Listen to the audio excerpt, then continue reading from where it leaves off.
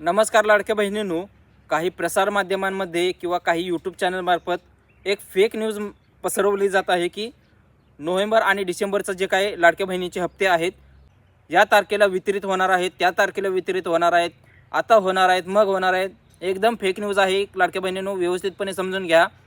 सध्याच्या घडीला आचारसंहिता चालू आहे, इलेक्शनचा टाईम पिरियड आहे आणि या टाईम पिरियडमध्ये काय असतं, आता 20 डिसेंबरला नगरपालिकेचे जे काय इलेक्शन आहे ते इलेक्शन असणार आहेत.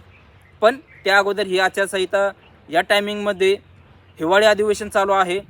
हिवाळी अधिवेशनामध्ये प्रश्न, त्याची उत्तरे, या सर्व गोष्टी सेशन चालू आहेत. आणि अशा परिस्थितीमध्ये सगळ्यात महत्त्वाची गोष्ट आहे ते म्हणजे इलेक्शन कमिशनचं जे आहे ते काम. आता त्यांचं काम काय आहे ते व्यवस्थित समजून घ्या. आचारसंहिता लागू झाल्यानंतर सरकारने कोणत्याही नवीन फ्रीबीज आणल्या नाही पाहिजे आहेत, ती एक गोष्ट. त्याच्यानंतर चालू कंडिशनमध्ये कोणते हप्ते आहेत ते वितरित करून त्याच्यावरती पब्लिसिटी किंवा पॉलिटिकल स्टंटबाजी म्हणा तर या पद्धतीने झाली नाही पाहिजे आहे. यावरती आक्षेप घेतला जातो, तो या इलेक्शन कमिशनमार्फत घेतला जातो. त्याच्यामुळे त्यांचंही काम राहतं की या ठिकाणी हप्ते आहेत ते हप्ते वितरित करून त्या योजनेमार्फत कोणत्याही प्रकारची पॉलिटिकल स्टंटबाजी झाली नाही पाहिजे आहे, म्हणजेच थोडक्यात प्रचार झाला नाही पाहिजे आहे. तर हे झालं इलेक्शन कमिशनचं काम. पण महत्त्वाची गोष्ट काय आहे, हिवाळी अधिवेशन चालू आहे आणि अधिवेशनामध्ये या ठिकाणी प्रश्न उत्तरे हे सेशन चालू आहेत. आता लक्षात घ्या, अशा कंडिशनमध्ये जर हप्ते वितरित झाले तर विरोधी पक्ष ग बसणार नाही आहेत, हे सगळ्यात महत्त्वाची गोष्ट आहे. आणि मुळात जर या ठिकाणी हप्ते वितरित झाले तर आक्षेप हा 100% घेतला जाणारच आहे. त्याच्यामुळे सांगता येत नाही काही, कारण तुम्हाला तर माहितीच आहे लाडक्या बहीण योजनेचाच प्रचार करून सरकार वापस आलेलं आहे. 21,000 देणार आहे, 2100 रुपये देणार आहे, काय नाही ती हुल्लडबाजी होती ती. पण ठीक आहे, हरकत नाही आहे, काही लाडक्या बहिणींना भेटले.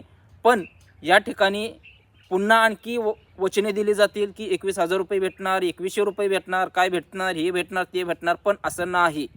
जे हप्ते आहेत ते हप्तेसुद्धा मिळतील याची सध्या तरी गॅरंटी नाही. आणि मुळातच न्यूज चॅनलचं तर सोडाच तुम्ही, पण व्ह्यूज मिळवण्यासाठी काही यूट्यूबर्स फेक न्यूज पसरवत आहेत.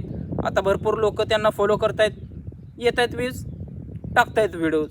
पण या ठिकाणी व्यवस्थितपणे समजून घ्या, 20 डिसेंबरला नगरपालिकेचे इलेक्शन झाल्यानंतर या ठिकाणी पुन्हा त्याचं रिझल्ट येणार आणि रिझल्ट आल्यानंतर पुन्हा नंतर मग हप्ते येणार.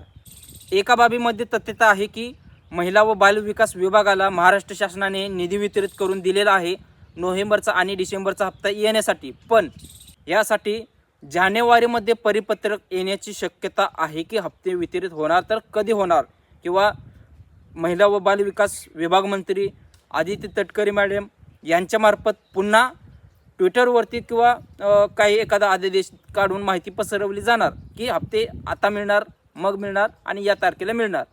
त्याच्यामुळे फेक न्यूज आहेत त्यांच्यापासून सावध राहा.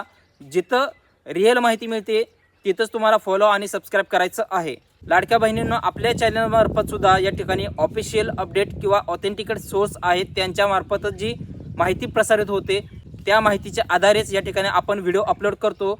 फक्त एवढंच आहे की डेली व्हिडिओज येत नाही आहेत, त्यासाठी तुमच्या सपोर्टची गरज आहे.